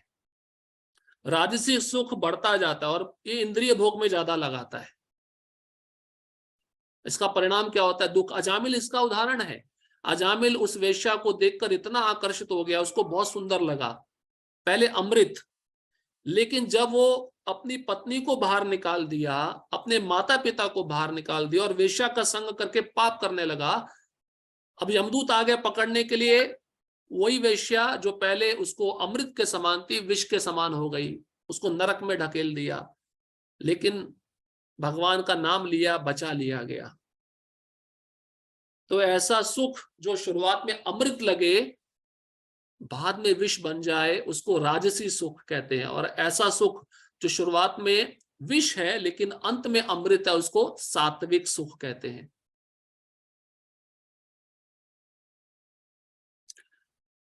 तात्पर्य, जब कोई युवक किसी युवती से मिलता है, देखो मैंने तात्पर्य नहीं पढ़ा था, आपको सच में बता देता हूं, मैंने तात्पर्य पढ़ा भी नहीं था, अनुभव भी नहीं लगाया था, ये प्रभुपाद जी उदाहरण उसमें दे दिए। जब कोई युवक किसी युवती से मिलता है तो इंद्रियां युवक को प्रेरित करती है कि वह उस युवती को देखे, उसका स्पर्श करे और उससे संभोग करे। देखिए, सेम टू सेम एग्जाम्पल। और आप ऐसा सोचोगे कि मैं क्लास देने से पहले पढ़ लेता हूं, मैंने पढ़ा नहीं था, कुछ नहीं पढ़ा था, पर वो उदाहरण कहां से मेरे माइंड में आ गया, भगवान प्रेरित करते हैं। प्रारंभ में इंद्रियों को यह अत्यंत सुखकर लग सकता है, लेकिन अंत में या कुछ समय बाद वही विष तुल्य बन जाता है। तब वह विलग हो जाते हैं। विलग मतलब डाइवोर्स हो जाता है, तलाक हो जाता है, दोनों अलग हो जाते हैं, या उनमें तलाक, विवाह, विच्छेद हो जाता है। फिर शोक, विषाद इत्यादि उत्पन्न होता है। ये शोक विषाद क्या है? ये विष है, विष। सुंदरता अमृत था, शोक विषाद तलाक ये विष बन गया। ऐसा सुख सदैव राजसी होता है। और देखिए, इस संसार में हर वस्तु परिवर्तनशील है, चाहे स्त्री का शरीर हो चाहे पुरुष का शरीर हो। शुरुआत में युवा अवस्था में बहुत सुंदर दिखता है, लेकिन जैसे जैसे वृद्ध अवस्था आती है तो बाल सफेद होने लगते हैं, हाँ, झुर्रियां आने लगती हैं, दिखना बंद हो जाता है। तो ये सब क्या है? विष। शुरुआत में वही सौंदर्य अमृत था, लेकिन अब ढल गया, वृद्ध अवस्था आ गई तो वही सौंदर्य अब विष बन गया, पहले अमृत था। इसको ऐसे भी समझ सकते हैं। जो सुख इंद्रियों और विषयों के संयोग से प्राप्त होता है वह सदैव दुख का कारण बनता है। अतएव इससे सभी तरह से बचना चाहिए।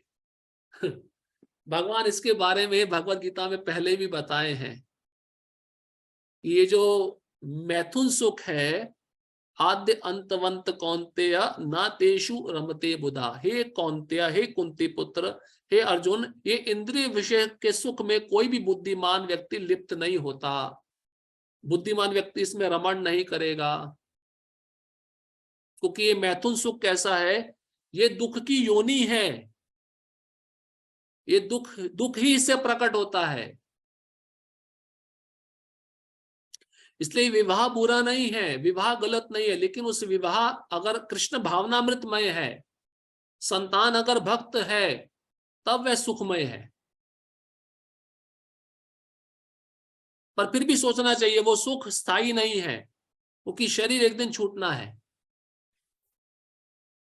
तो ये राजसी सुख है जो इंद्रियों और इंद्रिय विषयों के संपर्क में आकर हमको प्रेरित करता है भोग करने में। अब तामसिक सुख के बारे में बता रहे हैं।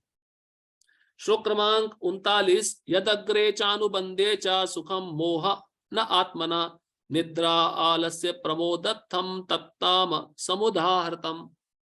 देखो वही लक्षण है। तामसी सुख क्या है? तथा जो सुख आत्म साक्षात्कार के प्रति अंधा है, जो प्रारंभ से लेकर अंत तक मोह कारक है, और जो निद्रा आलस्य तथा मोह से उत्पन्न होता है, वह तामसी कहलाता है। वही शब्द की पुनरावृत्ति हो रही। तामसिक सुख क्या है? ज्यादा से ज्यादा सोना। कुंभकर्ण ने क्या मांगा था? मैंने बहुत मेहनत की है, अभी मैं सोना चाहता हूं। तामसी सुख, तामसी बुद्धि आत्म साक्षात्कार के प्रति अंधा है। तामसी सुख मतलब आत्म साक्षात्कार को बिल्कुल भी जानना नहीं चाहता। मैं कौन हूं, भगवान कौन है, मेरा उनके साथ क्या संबंध है, इसके विषय में कभी भी जिज्ञासा नहीं। इसको कहते हैं तामसी सुख। आपने देखा है शराबी व्यक्ति को, जब ज्यादा शराब पी लेता है तो एक जगह पे टुल्ल होके पड़ा रहता है। उसको कुछ पता नहीं है संसार में क्या चल रहा है, कौन सी गाड़ी आ रही है, कौन सी गाड़ी जा रही है, मैं कहाँ पे लेटा हूं। और कभी कभार एक कुत्ता आता है, उस पर पेशाब भी कर देता, तब भी उसको पता नहीं चलता मैं कहाँ पे लेटा हूं। उसको कहते तामसी सुख। उसको शराब में इतना आनंद आता है। जो ड्रग एडिक्ट होते हैं ना, ड्रग एडिक्ट, नशीले पदार्थों का सेवन करने वाले, वो सब इस तामसी सुख में माने गए हैं। प्रभुपाद जी कहते हैं जब पहली बार वे अमेरिका गए, बाउरी स्ट्रीट में गए, बाउरी स्ट्रीट में ऐसे हिप्पी लोग जो नशा करके लेटे पड़े हैं, जिनको पता नहीं है कि दुनिया में क्या चल रहा है, कब दिन हो रहा है, कब रात हो रहा है, कुछ पता नहीं, शरीर पे वस्त्र है या नहीं ये भी पता नहीं। तामसी सुख, ऐसे लोग तमस में बहुत आनंद लेते हैं। तात्पर्य, जो व्यक्ति आलस्य तथा निद्रा में ही सुखी रहता है वह निश्चय ही तमोगुनी है। जिस व्यक्ति को इसका कोई अनुमान नहीं है कि किस प्रकार कर्म किया जाए और किस प्रकार नहीं, वह भी तमोगुनी है। इसलिए ब्राह्मण सतोगुनी में होता है। ब्राह्मण जानता है क्या सही है क्या गलत है, क्या करना है क्या नहीं करना है, ये भेद बुद्धि ब्राह्मण में होती है। लेकिन शूद्र जो तामसी होता है उसमें कभी भी भेद बुद्धि नहीं होती।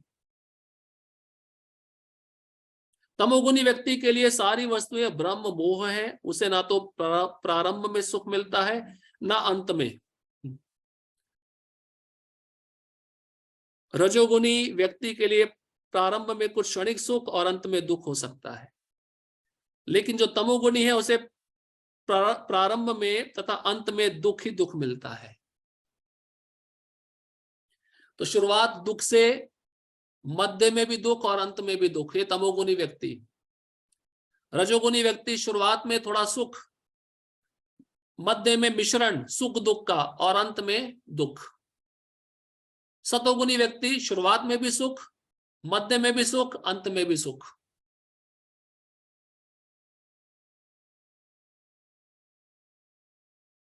अब भगवान 40वें श्लोक में एक गुणों के प्रभाव का सारांश बता रहे हैं, कंक्लूजन बता रहे हैं।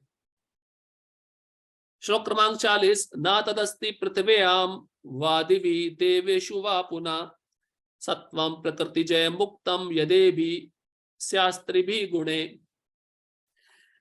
इस लोक में, स्वर्ग लोक में या देवताओं के मध्य में कोई भी ऐसा व्यक्ति विद्यमान नहीं है जो प्रकृति के 3 गुणों से मुक्त हो।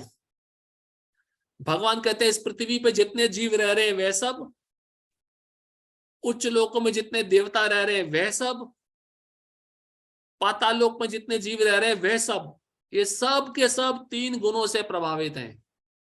कोई भी 3 गुणों से बच नहीं सकता। तात्पर्य, भगवान इस श्लोक में समग्र ब्रह्मांड में प्रकृति के 3 गुणों के प्रभाव का संक्षिप्त विवरण दे रहे हैं। तो देवतागण सत्वगुण में रहते हैं, पृथ्वी पर रहने वाले मनुष्य रजोगुण में रहते हैं, और पाताल लोक में रहने वाले असुर राक्षस तमोगुण में रहते हैं। तो 3 गुणों का प्रभाव हर जगह है। अब ऐसा कोई कह सकता है ये तो भारत के लिए है, अमेरिका के लिए नहीं है। ये जो भगवान ज्ञान दे रहे हैं अर्जुन का, ये क्या भारतीयों के लिए दे रहे हैं? ये सबके लिए दे रहे हैं, जिसमें सब आ जाते हैं, देवता भी आ जाते हैं, यक्ष किन्नर राक्षस गंधर्व विद्याधर अप्सराएं सब आ जाते हैं। तो ज्ञान सबके लिए है। प्रकृति का 3 गुण सब पे प्रभाव डालता है। श्लोक क्रमांक 41। अब देखिए ये जो सेक्शन है श्लोक क्रमांक 41 से लेके 48 तक, ये वर्णाश्रम के कर्तव्यों द्वारा शुद्धिकरण, 4 वर्ण 4 आश्रम, उनके क्या क्या कर्तव्य हैं, और जब व्यक्ति इन कर्तव्यों को भगवान के साथ जोड़ देता है, भगवान की सेवा के साथ जोड़ देता है, या भगवान को केंद्र बिंदु में रखकर ये सब कार्य करता है, तो वह शुद्धिकरण को प्राप्त होता है। इसमें ब्राह्मण के गुण बताएंगे भगवान, क्षत्रिय के गुण बताएंगे, वैश्य के गुण बताएंगे, शूद्र के गुण बताएंगे। श्लोक क्रमांक 41। ब्राह्मण क्षत्रिया विषाम शूद्राणाम च परंतपा कर्माणि प्रविभक्तानि स्वभाव प्रभवे गुणे। हे परंतप, ब्राह्मणों क्षत्रियों वैश्यों तथा शूद्रों में प्रकृति के गुणों के अनुसार उनके स्वभाव द्वारा उत्पन्न गुणों के द्वारा भेद किया जाता है। तो हमने पहले भी सुना था ब्राह्मण सत्वगुणी होता है, वो सत्वगुण में रह के कार्य करता है। क्षत्रिय सत्वगुण कम होता है, रजोगुण ज्यादा होता है। वैश्य रजोगुण तमोगुण मिश्रित भावना में रहता है, मिश्रित अवस्था में रहता है, और शूद्र पूरा तमोगुणी होता है। तो जैसा गुण होता है उस व्यक्ति के वैसे नियत कर्म होते हैं, उसका स्वभाव भी उन गुणों के अनुसार निर्माण किया जाता है।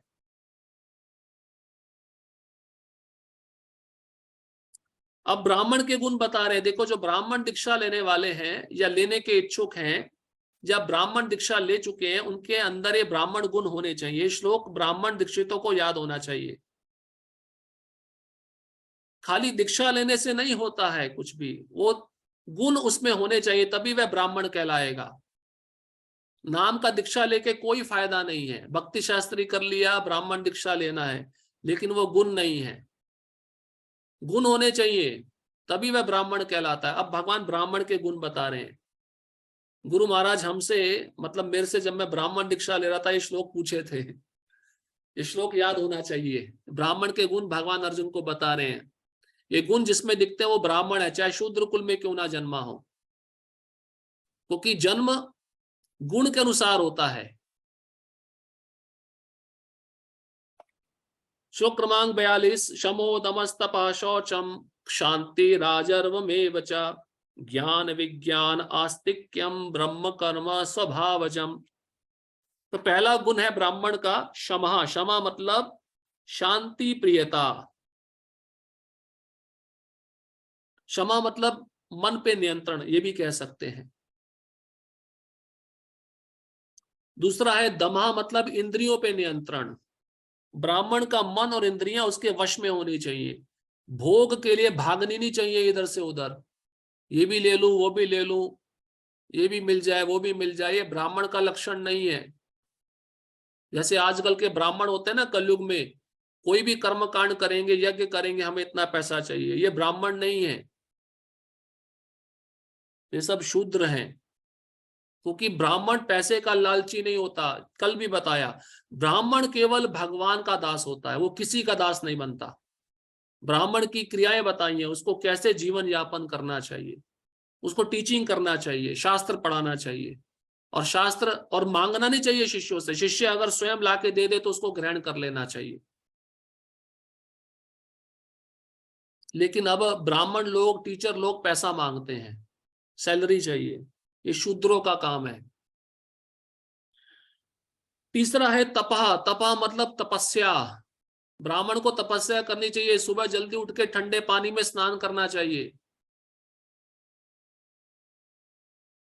ब्राह्मण अगर गर्म पानी में स्नान कर रहा है तो ठीक नहीं है। हाँ, शरीर अगर कष्ट देता है तो बात अलग है, लेकिन तपस्या मतलब ठंडे पानी से ठंडी में स्नान करना।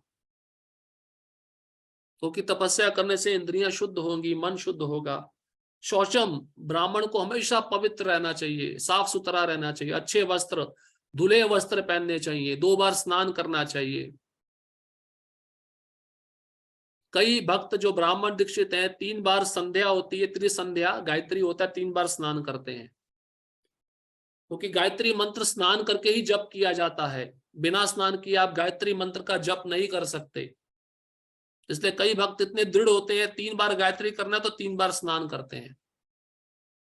इसलिए आपने देखा ना, जो विग्रह की पूजा करते हैं ब्राह्मण दीक्षित, जितनी बार सेवा के लिए गर्भगृह में जाएंगे उतनी बार उनको स्नान करना पड़ता है। पवित्र, ब्राह्मण को शुचि होना चाहिए। शुचि मतलब पवित्र। शूद्र मुचि होता है, अपवित्र। ब्राह्मण जहां पे सोता है उस स्थान को झाड़ू लगा के, पोछा लगा के साफ करे। जहां पे प्रसाद ले रहा है उसको भी पोछा लगा के साफ करे। ये ब्राह्मण का कर्म है, पवित्र, अपना वातावरण शुद्ध रखे। आगे गुण बताते हैं शांति। शांति मतलब सहिष्णुता, टॉलरेंस होना चाहिए ब्राह्मण में, सहनशीलता होनी चाहिए। कोई उसका अपमान करे, कोई उसको सताए, उसको उसके बारे में निंदा करे, सहनशील।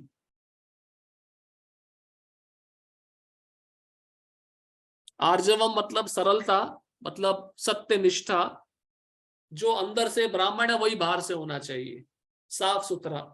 ये नहीं कि अंदर से कुछ और है बाहर से कुछ और है, बाहर से किसी का स्तुति कर रहा है लेकिन अंदर से उसी व्यक्ति के लिए द्वेष कर रहा है। ये ब्राह्मण का गुण नहीं है।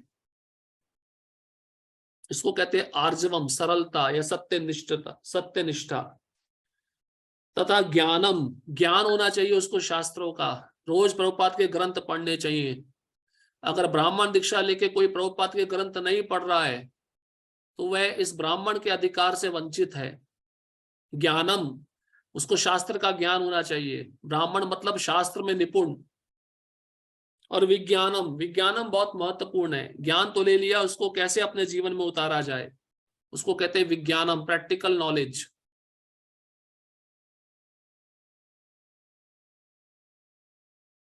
फिर आस्तिक्यम।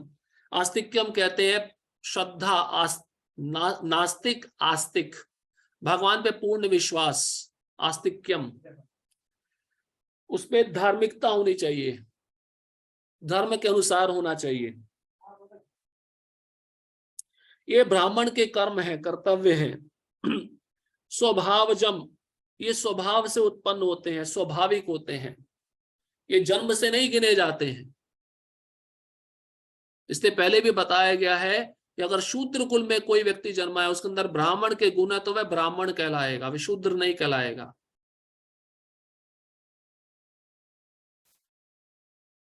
अब भगवान क्षत्रिय के गुण बताते हैं, श्लोक क्रमांक 43। शौर्य तेजो धृतिदाक्ष्यम युद्धे चापपलायनम दानमीश्वर भावश्च क्षात्रम कर्म स्वभावजम। क्षत्रिय के गुण है वीरता, शक्ति, संकल्प, दक्षता, युद्ध में धैर्य, उदारता तथा नेतृत्व। ये क्षत्रियों के स्वाभाविक गुण हैं। शौर्य मतलब वीरता, क्षत्रिय को वीर होना चाहिए। वीर मतलब डरना नहीं चाहिए युद्ध से। अब युद्ध है, वो डर के मारे भाग रहा है, वो क्षत्रिय नहीं कहलाएगा। तेजा, तेजा मतलब क्षत्रिय में शक्ति होता है। धृति मतलब संकल्प, युद्ध करने का संकल्प होना चाहिए उसके अंदर। दाक्षय मतलब दक्षता, निपुण होना चाहिए हर एक कार्य में, क्योंकि मैनेजमेंट भी संभालना है, राज्य भी संभालना है, राज्य में जो टैक्स देते हैं लोग, उस कर को भी संभालना है, उसको कैसे उपयोग में लाना है, इसको कहते हैं दक्षता। युद्धे च अपि अपलायनम, युद्ध से कभी भी विमुख नहीं होता क्षत्रिय, उसको युद्ध के लिए ललकारा जाए तुरंत तैयार हो जाता है, ये क्षत्रिय का गुण है। दानम, दानम मतलब उदारता, उदार होना चाहिए, राज्य में जो लोग रहते हैं, प्रजा रहती है, उसके प्रति उदार होना चाहिए। उदार मतलब उनको आध्यात्मिक मार्ग उपदेशक बनकर उनको उपदेश देना चाहिए आध्यात्मिकता में।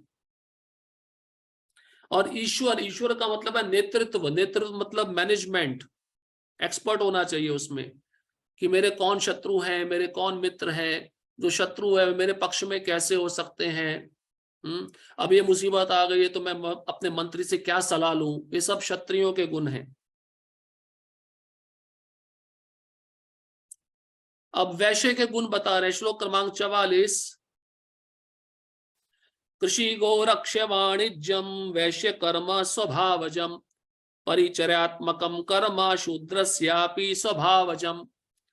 कृषि करना मतलब खेती करना, कृषि मतलब हल जोतना, प्रभुपाद जी लिखे हैं। गोरक्षा गाय का रक्षण, तथा वाणिज्यम, वाणिज्यम मतलब व्यापार, ट्रेड, लेन देन, ये वैश्यों के स्वाभाविक कर्म हैं। और उसी में भगवान शूद्रों के भी गुण बता दिए। शूद्रों का कर्म श्रम तथा अन्यों की सेवा करना है, मतलब जो ऊपर के 3 वर्ण है, ब्राह्मण क्षत्रिय वैश्य, उनकी सेवा करना शूद्र का गुण है, शूद्र का धर्म है।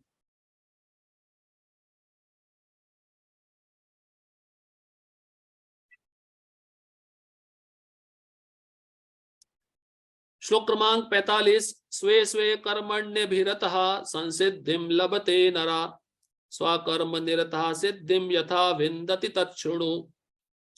अपने अपने कर्म के गुणों का पालन करते हुए प्रत्येक व्यक्ति सिद्ध हो सकता है। अब तुम मुझसे सुनो कि यह किस प्रकार किया जा सकता है। तो जिस वर्ण में व्यक्ति है, उस वर्ण में रहकर उन गुणों को स्वीकार करते हुए अपने अपने कर्म करता है, तो उसको सिद्धि प्राप्त हो जाती है। और भगवान बताते हैं कैसे सिद्धि प्राप्त होगी। जो ब्राह्मण है वह सत्वगुणी है, वह सत्वगुण से कैसे सिद्धि प्राप्त करेगा, अब भगवान वो बताने जा रहे हैं।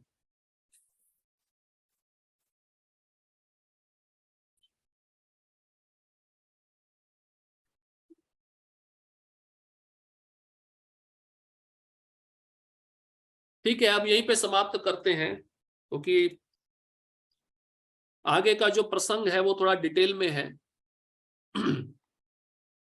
हरे कृष्णा कृष्णा कृष्णा हरे हरे, हरे राम राम राम हरे हरे।